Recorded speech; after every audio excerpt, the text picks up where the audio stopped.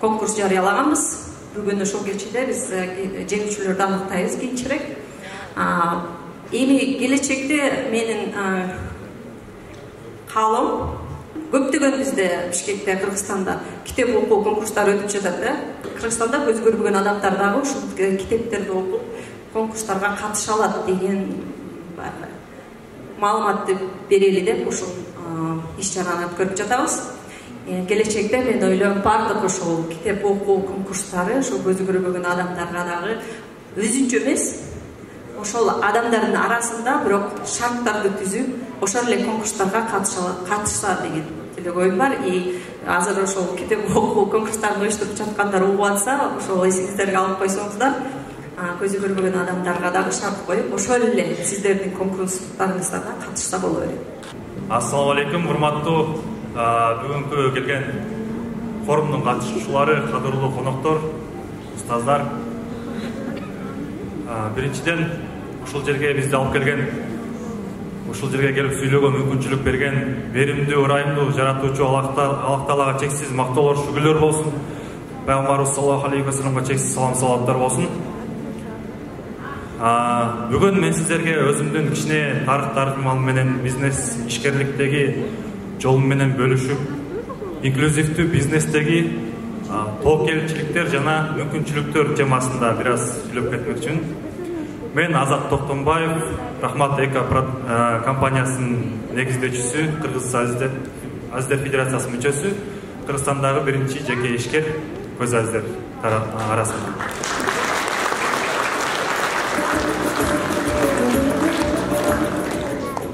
Албетте, бул негизи эле адамдардын жашоосунда проблемалар, ар кандай көйгөйлөр, ар кандай маселелер көп болот. Бирок ушул көз азиздердин алдына бир проблема болуп калса, же бир кыйынчылык болуп калса, жеңе албачудай сезилет да. Мисалы үчүн өзүбүз деле, мисалы башка адамдар деле ушинтип ойлошот. Булар кыйынчылык келсе, проблема болсо, буларды аябай оор, жеңүүгө мүмкүн эмес депчи. Бирок адамдын эрктүүлүгү болсо, жүрөгүндө жалын болсо, барын жеңүүгө мүмкүн деп ойлойм. Себеби Аллах Таала өзүнүн пендесине эч качан жеңе албай турган сыноону бербейт да бул дүйнөдө. Анан кыргызда макал бар го, адамдан амал качып кутулбайт дегендей, бардык жерден жол тапса болот, бирок эң негизгиси эрктүүлүк, анан талыкпаган эмгек, аракет керек. Өзүм жөнүндө айта кетсем, ишкерликти кандай баштап калдым, эмнеден баштадым, кайсыл жерден баштадым дегендей. Кыргыз Азиздер Федерациясына 2015-жылы келип, реабилитациядан ийгиликтүү өтүп, мондай таяк менен өз алдынча басканды үйрөнүп, компьютер, смартфондор менен колдонгонду үйрөнгөндөн кийин өзүбүзгө ишенич пайда болду. Өзүм буга чейин дагы бизнеске кызыгып жүргөм, бирок кандай кылсам, неден баштасам деп билбей жүргөн болчумун. Ушундай өзүгө ишенич пайда болуп, өз алдынча жашоону үйрөнгөндөн кийин кичине ушундай ишкерликке кадам таштап көрүүнү чечтим. Көптөгөн чоң бизнесмендердин тажрыйбаларын карап, интервьюларын угуп, алар менен маектешип отурсам, көбүнчөсү базардан баштаган да. Мына Чыңгыз Байке дагы Алкан базары, базардан баштаган дегендейчи. Мен дагы ошол акырындык менен базардан баштайын деп чечтим. Себеби базарда ар кандай адамдар болот. Байы, кедейи, чоңу, кичинеси, аял, эркек дегендейчи. Ошо базардан адамдар менен мамиле кылууну, адамдар менен сүйлөшүүнү, адамдын кандай экенин толук абдан жакшы билүүгө болот да. Ошол себептен базардан акырындан чай, кофе сатып баштаганбыз. Баштаганда албетте көптөгөн адамдар ишенген эмес. Сен кантип чай сатасың, же кантип кофе сатасың, буйганда колуңду малып көрөсүңбү депчи. Ошондой эле ишенбегендер көп болгон. Бирок аны биз өзүбүздүн тажрыйбабыз менен, өзүбүздүн үлгү менен далилдедик элге. Иштесе болот экен. Дүйнөнү ырайымдуу Аллах Тааласын башкар, жараткан Аллах Таала чексиз мактоолор, пайгамбарга дүрүт дуа саламдардан кийин, урматтуу мекендештерим, бир туугандарым, Barыңарға Аллах Тааланын тынчтыгын, рахматын, берекесин каалап саламдашам. Ассаламу алейкум ва рахматуллахи ва баракатух. Бендеге разылык билдирбеген эч качан жараткан Аллах Таалага шүгүр кыла албайт дейт. Бүгүнкү ушундай кечени уюштурган, мунун башында турган ар бир туугандарыбызга, дөмөрчүлөргө жана ошондой эле Жалалидин мырзага, өмүр жолдошуна, Жалалидин менен бирге кызмат кылып жаткан бардык мекендештерибизге Аллах Тааладан тынчтык, жараткан Аллах Таала буларга бекем ден соолук, uzun ömür versin. Daim elibizge, жерибизге, мекенибизге ушундай кызмат кылып жүрүүнү Аллах Таала насип этсин. Жараткан Аллах Тааланын сүйүктүү пайгамбар өзүнүн бир хадисинде мындай дейт: "Инналлаха ла янзуру ила суворикум ва ла ила аджсамикум, бал янзуру ила кулубикум ва а'маликум." Жараткан Аллах Таала силердин сүрөтүңөргө, силердин келбетиңерге карабайт. Аллах Таала силердин жүрөгүңөргө жана жасаган ишиңерге карайт. Менин мекенимде, биздин коомдо кээ бир адамдардын мүмкүнчүлүгү чектелүүсү ал коомдон ажырап калды деген маселе эмес. Ал коомдун бир бөлүгү.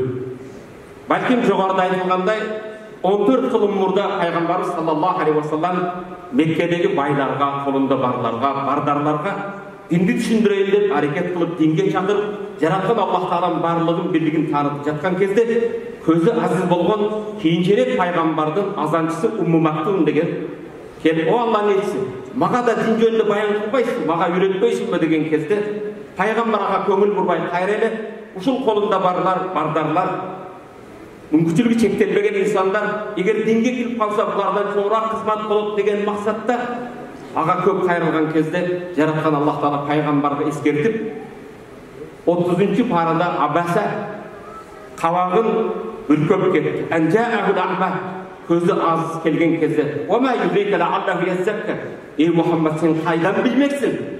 Бул көз азиздин жүрөгү, Аллахка болгон сүйүүсү көзү көргөндөн тазараактыр деген. Пайгамбар алейхисаламга Аллах Таала эскертүү болгондон кийин пайгамбар дайым өмүрүндө эки адам келгенде ордунан туруп, барып сыйлап, жайын бошотуп, пайгамбар саллаллаху алейхи өтө сыйлайт. Пайгамбар дайым ордунан туруп сыйлаган, кээде инсандар динди түшүнбөгөндөр аял затын күнтетсек, пайгамбар дайым Фатима деген кызы келген кезде ордунан туруп чурка барып, Фатиманын желкесинен таптап, чекесинен өтүп, "Фатима бинти Мухаммад", Мухаммадтын кызы Фатима деп өзүнүн ордуна отургузат.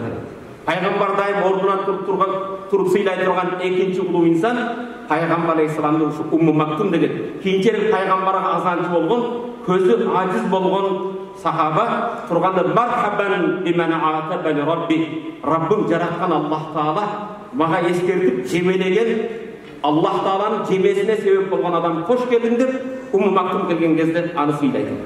Урматтуу бир туугандар, жараткан Аллах Тааланын кереметтүү Кур'аны кериминен кийинки жер бетиндеги эң улуу китеп Сахih Бухари. Имам Бухаринин Сахih жыйнак китептери. Жер бетинде Имам Бухари китебинде тең келе турган эч бир китеп жок. Кереметтүү Кур'аны кериминен кийинки турган Имам Бухаринин китеби.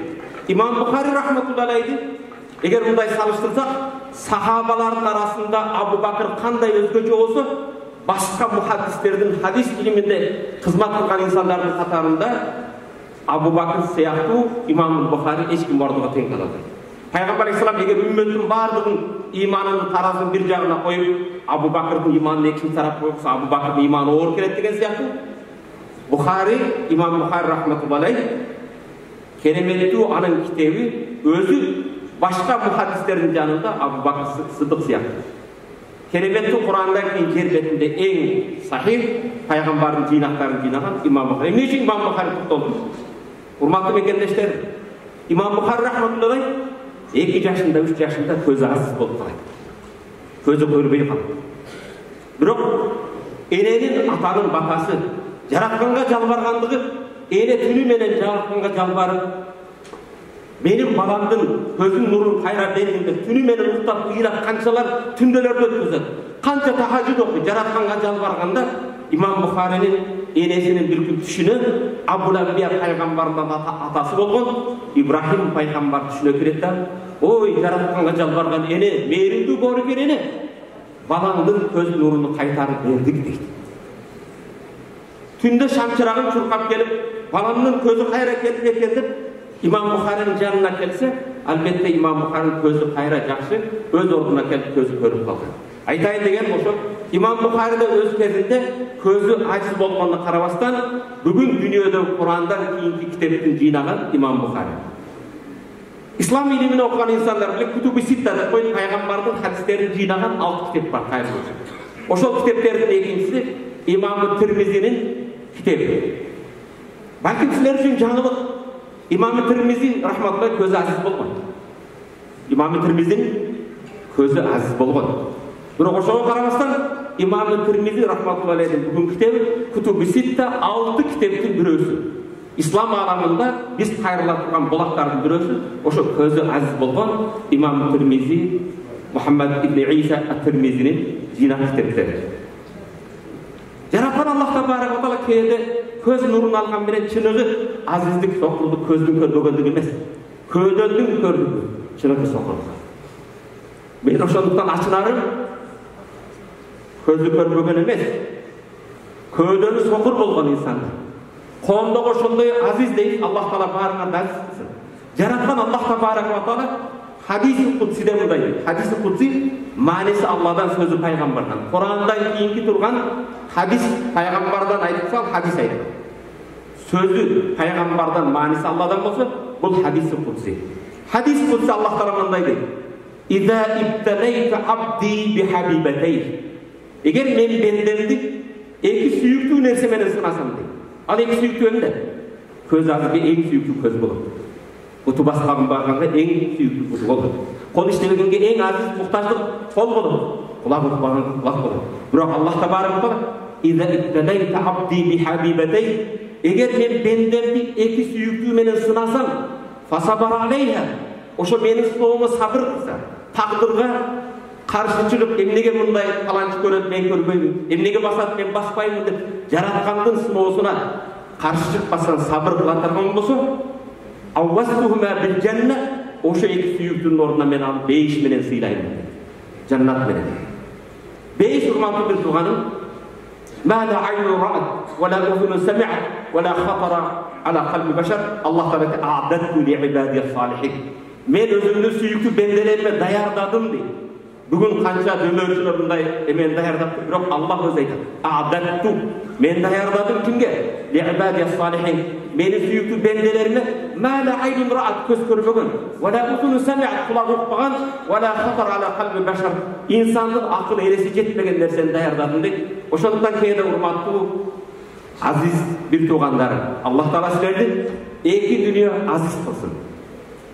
Azır Mansur Murza hiçbirlik kılıp oşo 2000 жылдары kelip men uğup jürem degen bolsa men 93-жылы Egipetke barganda men uşun vaaz nasihat kılıp adamdарды dinge ügütte başlauga negizgi menin türkü bolgan menin kumirim Egipet'te menin kumirim közü aziz bolgan közü körgöndördü jetelegen Şeyh Abdülhamid Kişk.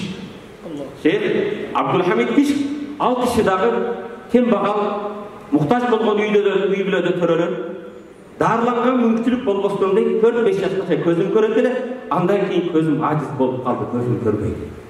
Biroq anga karabastan Egipet'te Al-Azhar Üniversitesi'nde başlangıç mektepte, orta mektepinde, üniversitede daim alamat tabbat şaraf kadır bartu darajada sadece altın medal emas, altın medaldan jogorgu, en jogorgu emed okudum. Men al kişini barıp en yolu ziyaret ettim. Bu kişi aytadi Şeyh Abdülhamid Kişkin oşol men 93-жылдары жашоодогу кылган эң кызматыңыз кандай десе men alamды кыдырган мечит салдым дейт. Кандай аламды кыдырган мечит салдыңыз? Men 93-жылы Egipet'te жүргөн кезде Şeyh Abdülhamid Kişkin 400 saatlık dinge ügüt насаат, пайгамбардын өмүр баяны, коомдо аялдын укугу, кыздардын укугу, негизинде дини темалар болгон 400 saatlık kasetалары бар экен. Бул киши эрте менен балан мечитте сабак өтөт экен десе, Şeyh Abdülhamid Kişkin vaz насааттарын угуу үчүн, аны көрүү үчүн Bağımdat namazında 5.000-10.000 adam bata turgan mecitke kesin Bağımdat'ta orun tapmay kalat deriz. Anı Cuma'da oluş üçün tahajjudda kelip oşol жерден orun alып oturuş керек. Şeyh Abdülhamid Kiş bu kişi közünün acizliğine karabastan ömrünün 20 yıldan köpünü türmede ötküzdü. Emne üçün? Al oşo koğumda bolup жатқан ters görünüşlerге katты oynak kılıp керек болса мамлекеттин кээ бир эмелесин сындаган үчүн башка кылган үчүн бир күндө өтө кыйналдым, көзүм көрбөйт. Темир тордун артында жатам.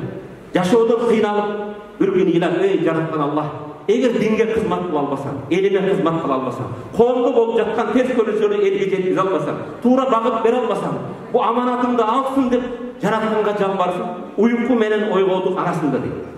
Uykuda emesmi?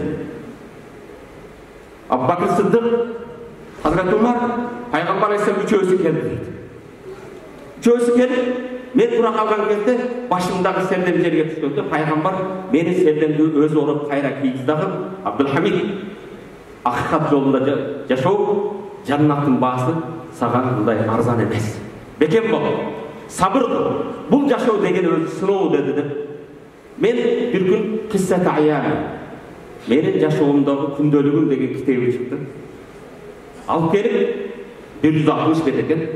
7-8 саатта окудум. Ар бир бетти окуган сайын адам ыйлайсың. Жашоодогу көз ажиз болгон ал киши менин турмушумдагы эң кыйын эмне болду десе, мага китеп окуп берген адам болбой калды дейт. Кээ бир балдардын квартплатасын төлөп дейт. Kitaplarını alıp verip canımda жатсам, maga kitap oku versin dedi.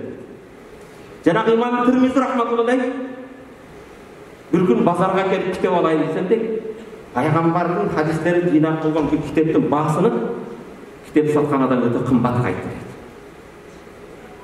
Kara, yaratkan Allah Teala keyde körü sezimini algansa, bu köz körбөгөндүк Allah Teala bergen uğum, süylöv, jittoo, jiddaan bir sezimdin de жоктугу.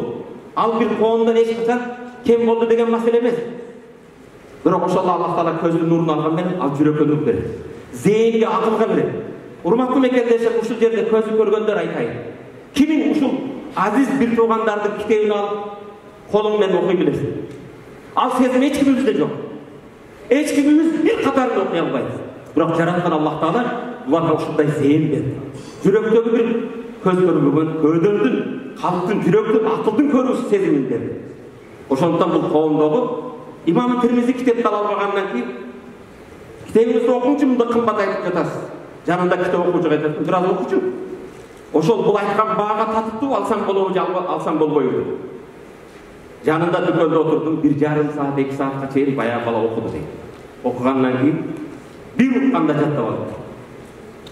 Анан жанында баласы айтты, китепти алууга муктаждык жок деп, жаттап болду. Жараткан Аллах Таала ушундай сезим берди. Ошондон урматтуу мекендештерим, Имам Бухари апасынын дуасы менен көзү көргөн болсо, Имам Тирмизи рахматуллахи көзү азиз болгон болсо, бүгүнкү эле турмушта мисалы Саудияда өткөн Ибн Баз деген Саудиянын бир муфтиси. Ал кишинде көзү ажиз эле. Жанында жүргөн устаз менен сүйлөшүп калдым мен. Bir günde Riyad şahırından Mekke'ye geldi. Mekke'ye geldi, Mekke'de 80 çakırım alış Taif şahırı.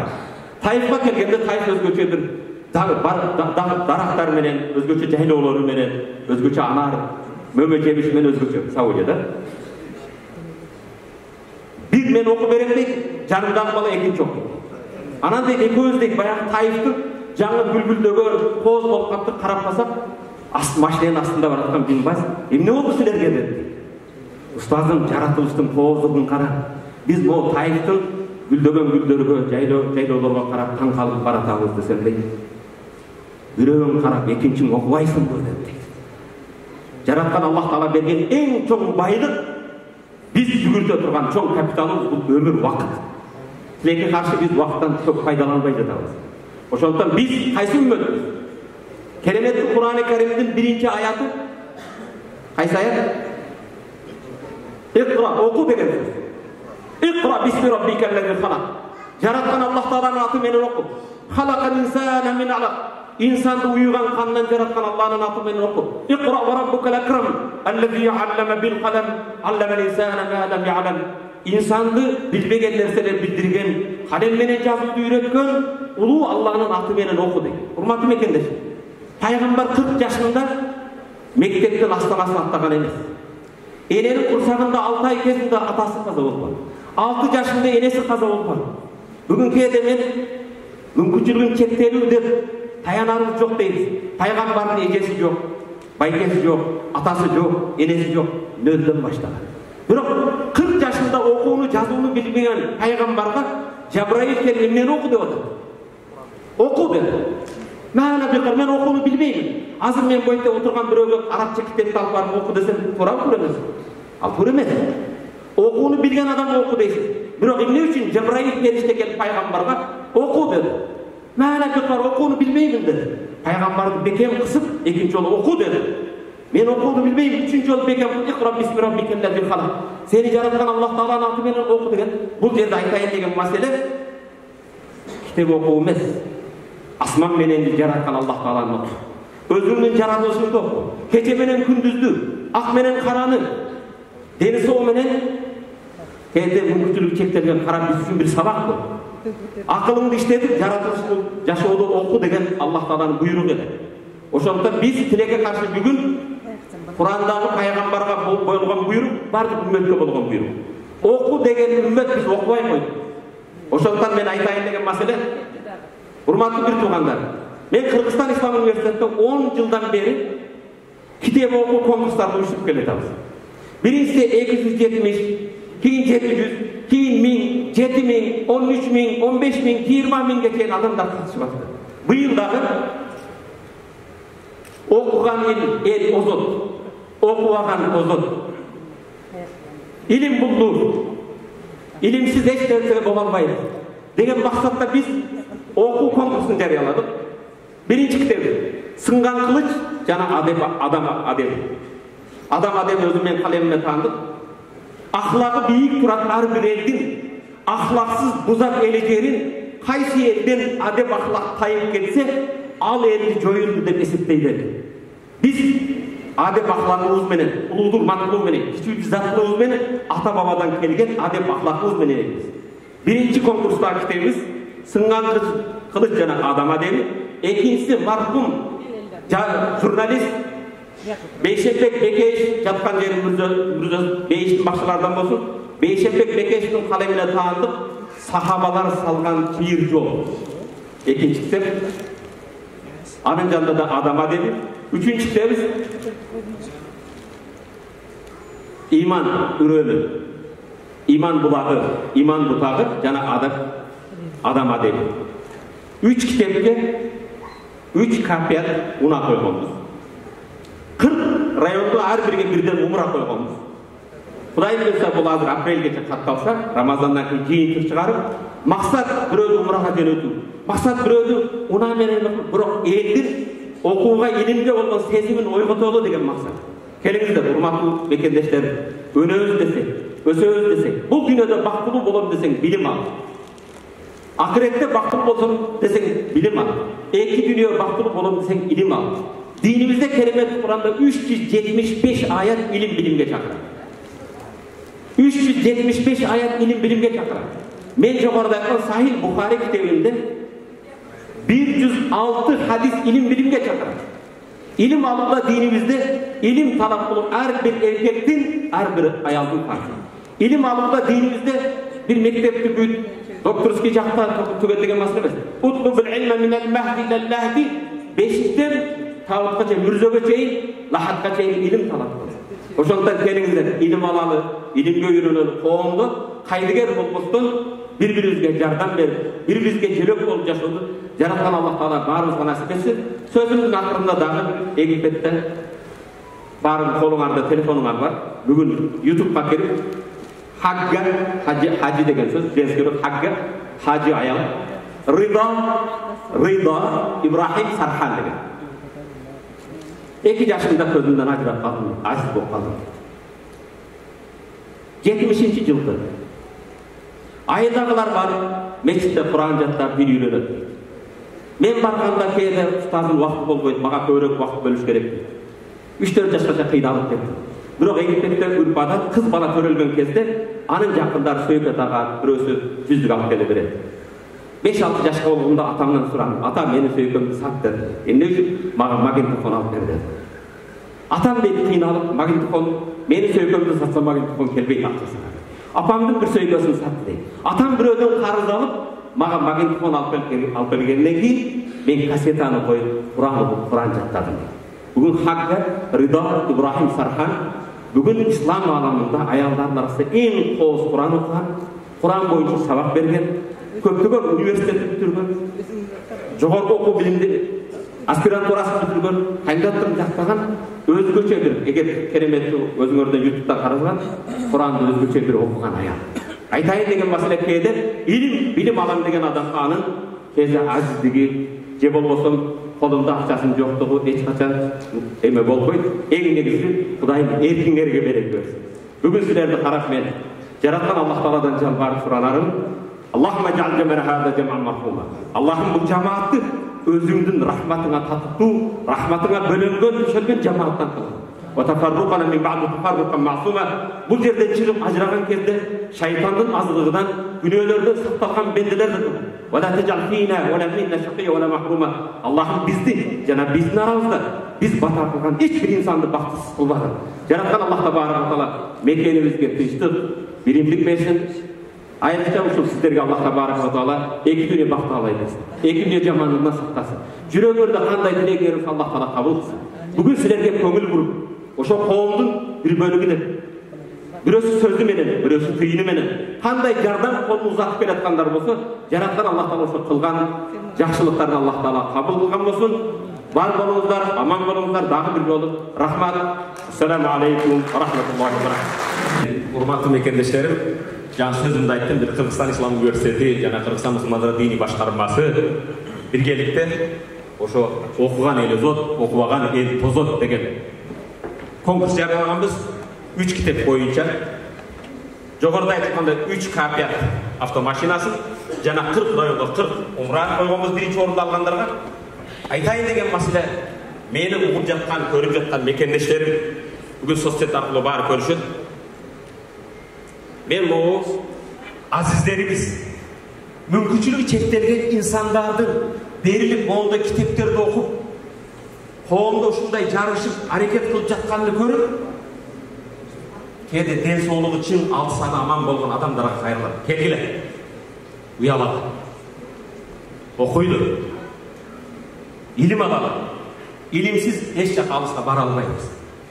Пайгамбарыбыз алейхисалам кимдин бүгүнкү күнү кечеги күнү менен окшош болуп калса, ал жашоодон уткузду дейт. Кимдин бүгүнкү күнү кечеги күндөн начар болсо, ага наалат болсун. Наалатка калбайлы да, келиңиздер, окуйлу, үйрөнөлү, илим билим алалы, элибизге, жерибизге кызмат кылалы.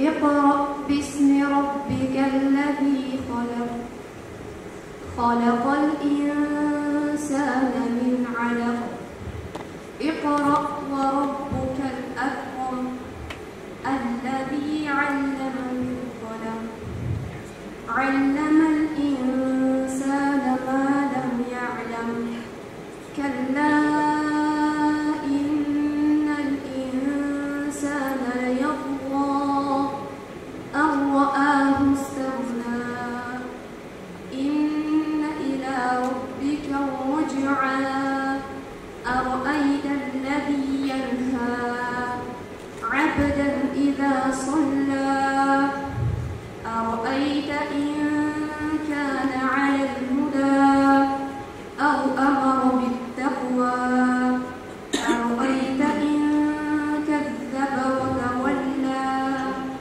ألم يعلم بأن الله يرى كلا لئن لم ينته لنسفعا بالناصية ناصية كاذبة خاطئة فليدع ناديه سندع الزبانية.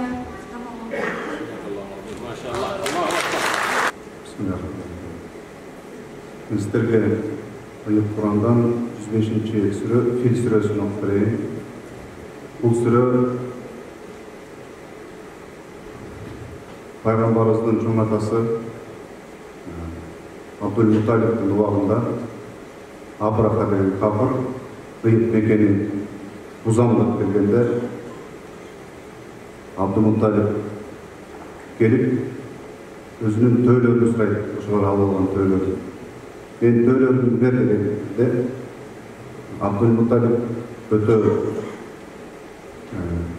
ayakta kadırgarlıklı karıya oluşu Abraha senin mekeninde ıyık görgön ejittingdi buzam dep kelip atsam sen özüңdүn töөлөрүн сурайсың дейт. Ошондо Абдулмуталип töөлөрдүн ээси менмин дейт. Iyık табанын ээси башка ал өзү коргоп алат дейт. Ошондо келген ошондо түшкөн сүрө 105-сүрө Фил. أعوذ بالله من الشيطان الرجيم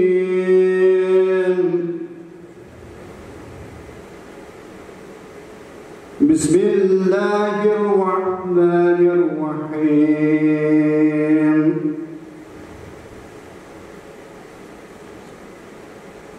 ألم تر كيف فعل ربك بأصحاب الفيل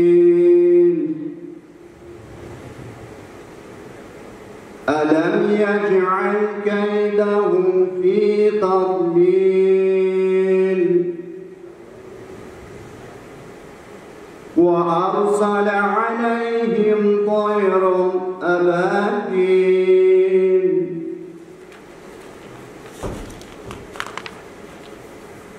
ترميهم بحجارة من سجيل فجعلهم كعصف مأكول. صدق الله.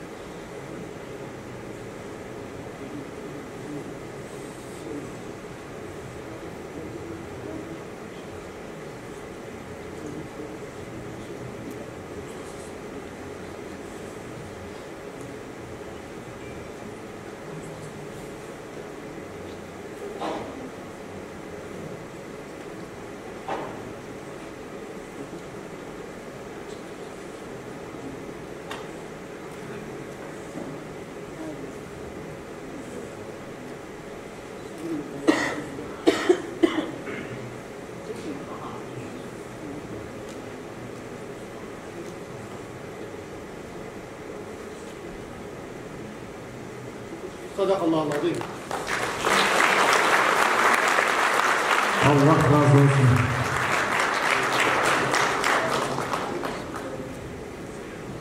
Sadakallahu azim. Subhana rabbika rabbil izzati amma yasifun ve selamun alel mursalin velhamdülillahi rabbil alamin. Tamam. Жараткан Аллах өзүңдөн жалбарып суранам. Окулган Курандын керемети менен элинди, жеринди кереметтүү кылгын. Kur'an'ın şarapatı men şarapatı suylu kılgın. Kur'an'ın ululuğu menen ululuğu kılgın. Keremetli Kur'an'ı bu dünyada biz menen birge kılgın. Jaratkan Allah özünden jalbarıp suranıp keremetli Kur'an'ı bağırıp oğrularına şifa kılgın. Dozokton toskon parda kılgın. Жараткан өзүңдөн жалбарып суранып, алакан жеп атакылган жамааттын биринде калтырбасаң барлык оорулар шыкпа бергин. Адашкандарга хидаят бергин. Жараткан элим үчүн, жерим үчүн, мекени үчүн, мекенимдин бүтүндүүлүгү үчүн шehitlerce kaza болып кеткен, әрбір мекенге қызмат кылып өтүп кеткен мархумдарды өз рахматына алгын.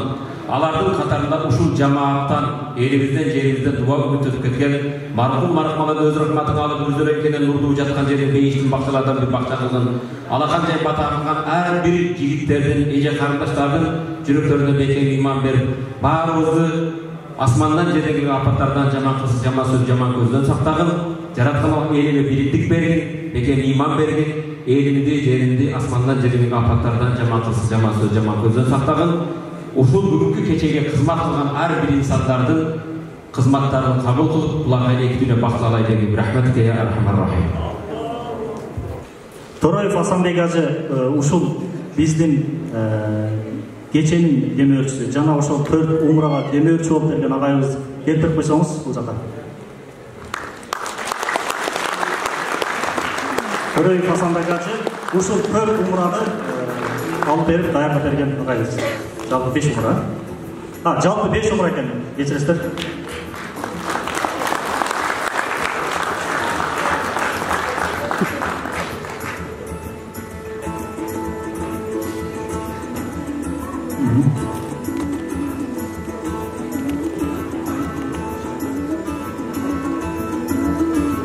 Кыргызстан Ажиздер жана Ажиздер спорт федерациясы диплом берилет. Абшүкүр Ажы Нарматовдун Брайль архивинде басылып чыккан Өчпөс өмүр китебинин негизинде жарыяланган Туюп окуган өмүр аттуу окуу сынагында 3-орунду ээлегендиги үчүн Өмүрбек уулу Мухтарбек сыйланат.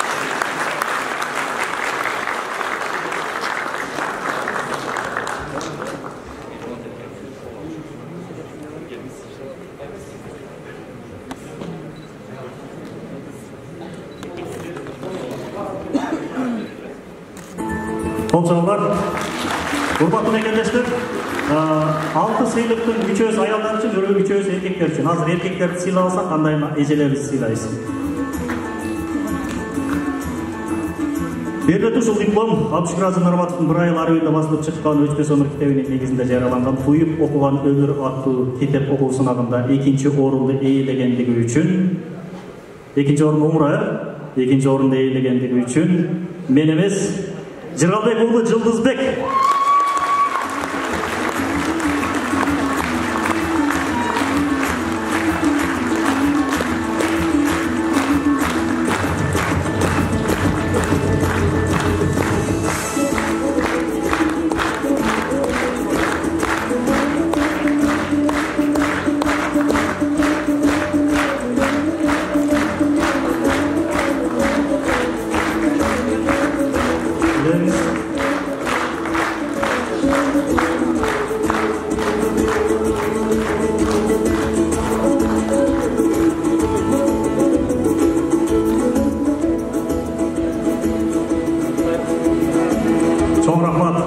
зияда кылсын, иншалла бизге да насип кылсын, ушундай китеп окуп умра кылып алыш.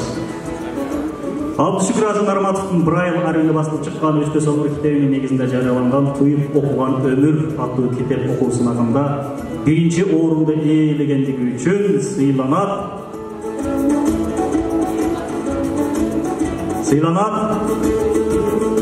Музыканы айтыңыздар бир аз. Мухаммед Авазбеков.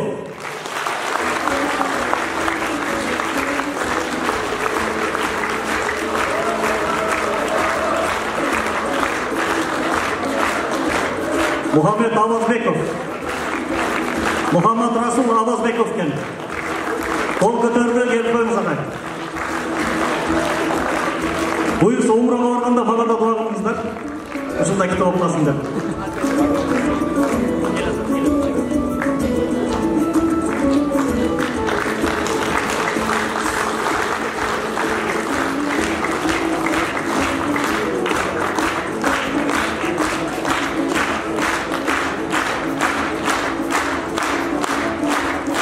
Умра белегин тапшырат Кыргызстан Ислам университетинин ректору Абшүкүр Ажы Нарматов.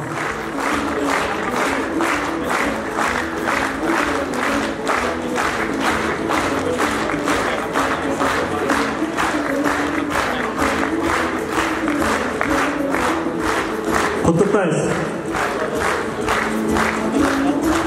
Allah razı olsun.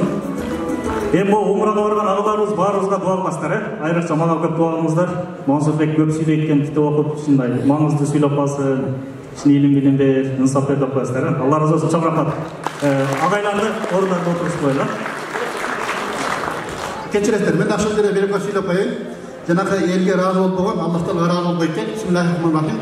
Negizi biz o kitapti 6 ay murda Abdüşkür Ustad menen bir söyleştik. Ağa şeyimizin Allah razı olsun, Asemek Acekemiz.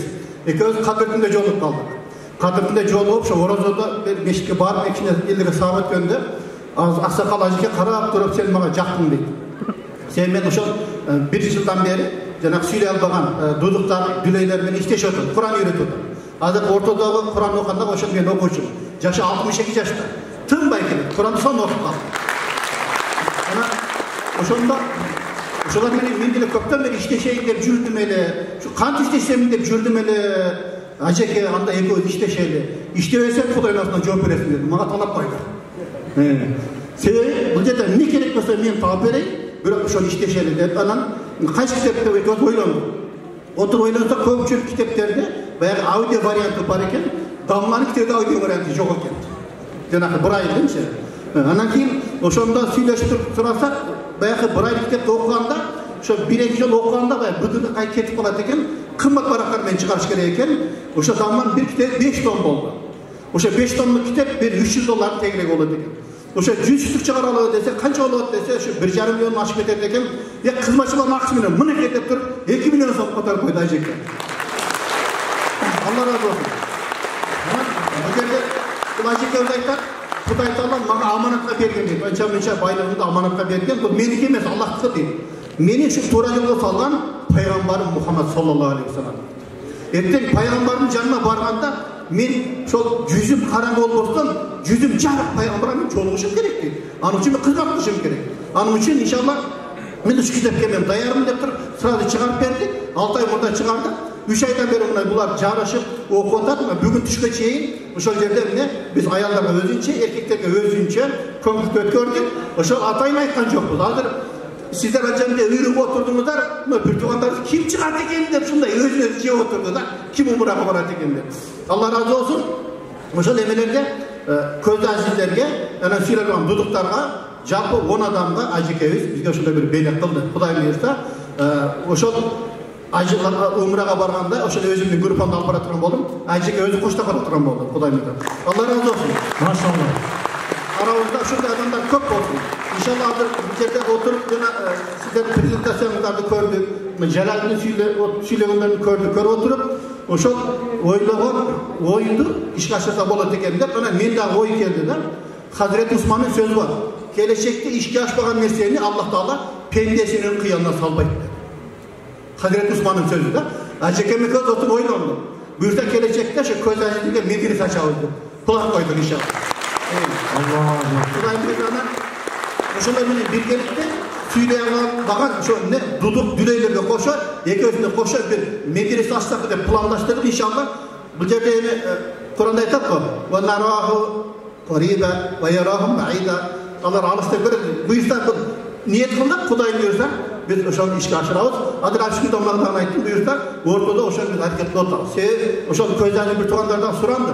Oşan da yok eken deyip de Kazan'da ile var eken de Tatarstan'da. Orta Asya'da yok eken. Eğer de sizler açatıran olsanız da Özbekistan, Tacikistan'dan da nekeli okumak deyip de inşallah oşan bir çok bir maksatı koyduk. Ayşeke Allah razı olsun sizden.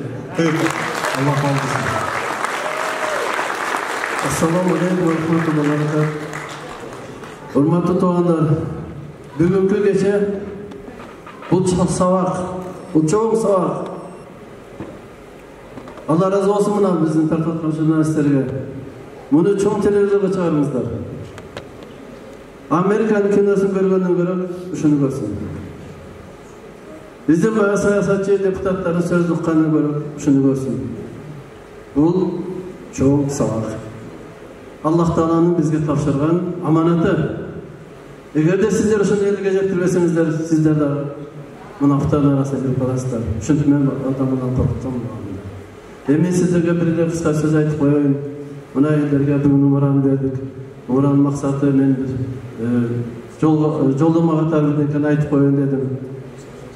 Мен аялым экөөбүз умарага барып товар кылып кетип атсак, алдыбызда ак таяк менен кетип аткан ар мамлекеттен келген кишилер де бараттыр. Анан мен ойлондум да, жараткан Алла ушул кишилер да товар кылып баратат. Булар ичинде эмнени айтып барат экен? Көзү көрбөсө муну. Китептин иштекени жаттап ала албаса бул. Эмнени зикир кылып, эмнени суранып, эмнени дуа кылып барат экен? Бу кандай нерсе бул? Менин бир канча миңдеген туугандарым үйдө умарга жүр десең, акча берем десең барбайт. Апа киши тайгын сөрөп алып келип алышчу эле жүгүрүп жүрөт. Бу кандай нерсе? Деп шуну кайгырдым. Анан ошол убакта азан болуп калып, кабатылан жаныбар отургандан кийин намаз бүткөндөн кийин дуа кылдым. Жараткан Алла, мага мүмкүнчүлүк бер, ушул дүйнөгө мен да кирейин.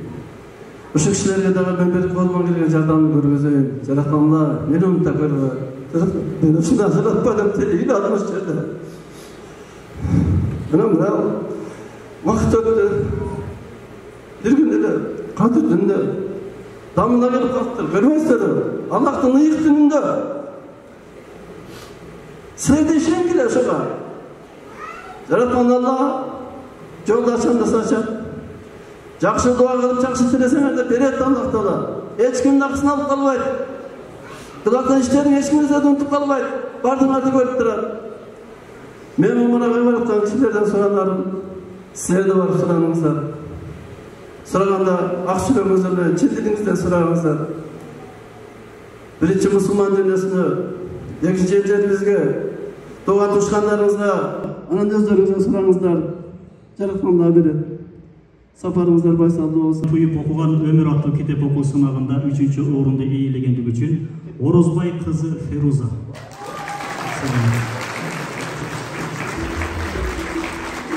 Орозбай кызы Феруза эжекебизге коебуз. Амырдин Жамовду тапкан эжекебиз. Жардамдашып коюңуздар, кыздар жардамдашып коюңуздар.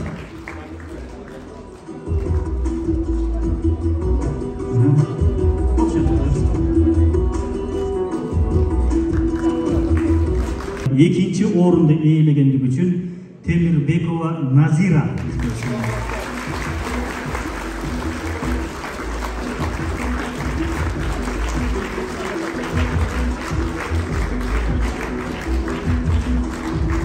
Назира эжебиз келип атат. Аллах кааласын.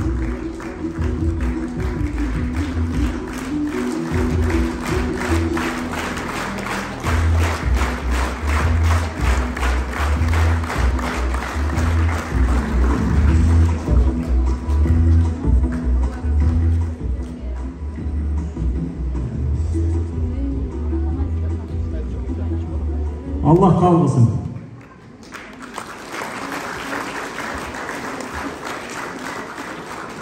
Özbekistan kitebinin negizinde jarıyalangan Tuyup okugan ömür аттуу kitep okuu sınavında birinci orundu ээлегендиги үчүн Abdisamat kızı Aygerim эжекебиз.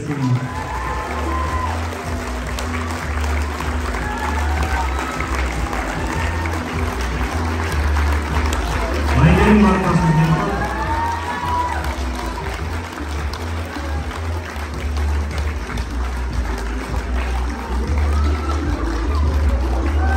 Aygerim karındaşımız erkeklerдің дағы, аялдардың да арасынан ең көп бала алған қыз екен. Басқаша айтқанда, біздің қатысушыларымызбен ең бірінші орын алған.